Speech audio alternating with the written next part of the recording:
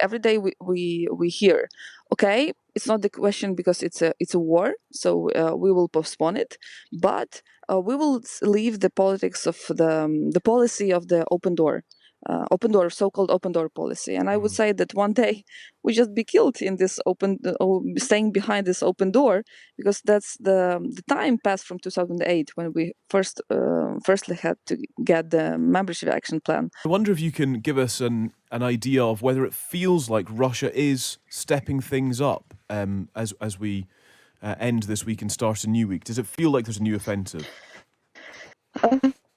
Yes, unfortunately, I just came from the very east, from the Donetsk region, just at night, and what I've seen there, I would say that's the part of the help they bring here to Ukraine. And the American and British intelligence is quite right. They're going to attack after they regrouped their units, and I would say that more than 50% of their combating units are on the east. And even despite we're trying to counterattack on the very south, what we see, they are attacking in the Donetsk region, and we understand that the plan is to take control over the Donetsk region up till the end of or the middle even of August. They are moving very fast, and you cannot just believe, like 24/7 they are attacking. I do understand there is no value for their soldiers, but I would say that's very not challenging, but that's for us a problem. Lack of weapon, and we see how, by the way, lots of military aid, especially if we're talking about artillery, they are just stopped working because of the intensity of the battles, and plus. We have to underline that Russians just do not only using their usual, I would say, conventional war in the east and south. Rockets in Vinnytsia and Dnipro, in Vinnytsia special. That's I would say terroristic acts again and again. In terms of that plan and Russia's 24/7 attacking that you describe, one of the latest assessments from the UK Ministry of Defence is that Ukraine is somewhat reducing Russia's momentum. Is that your understanding as well? And yes, yes, I would say, but you have to understand that the words that Ukraine is winning or will win. Unfortunately, staying still only words. We understand that the solution will be found on the battlefield, but it's hard to describe. But when you have your naked arms, even though we receive from, that's not the issue about the UK, by the way, artillery or military aid, but that's just only about the equipment and the lack of it, equipment and artillery, for example.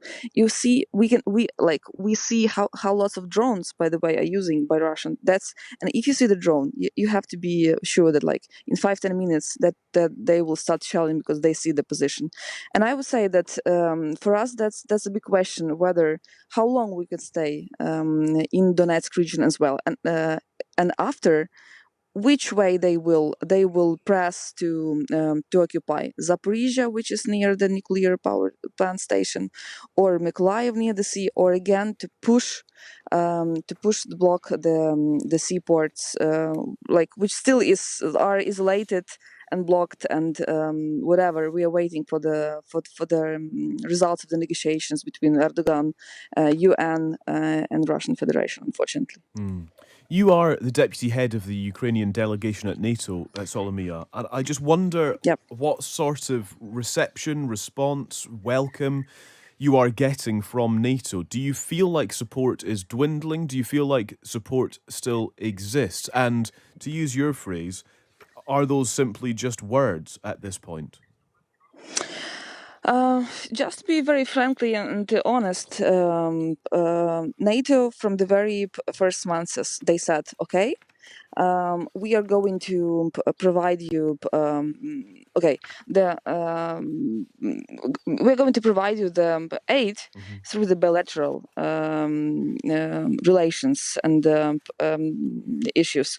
So, and no, like you cannot imagine, but no NATO aid as from NATO. That's only based on every NATO member state.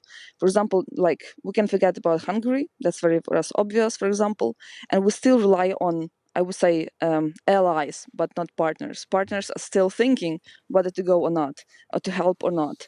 And so, a couple states which are with us from the very beginning, I would say that we can call them allies, and they are doing whatever they can. It's even still continue to advocate us among the Western countries or in Asia or in even in Asia. But the very one thing I would say for us is very sensitive when we still, like for 5 months after meeting with the NATO as a structure, with a general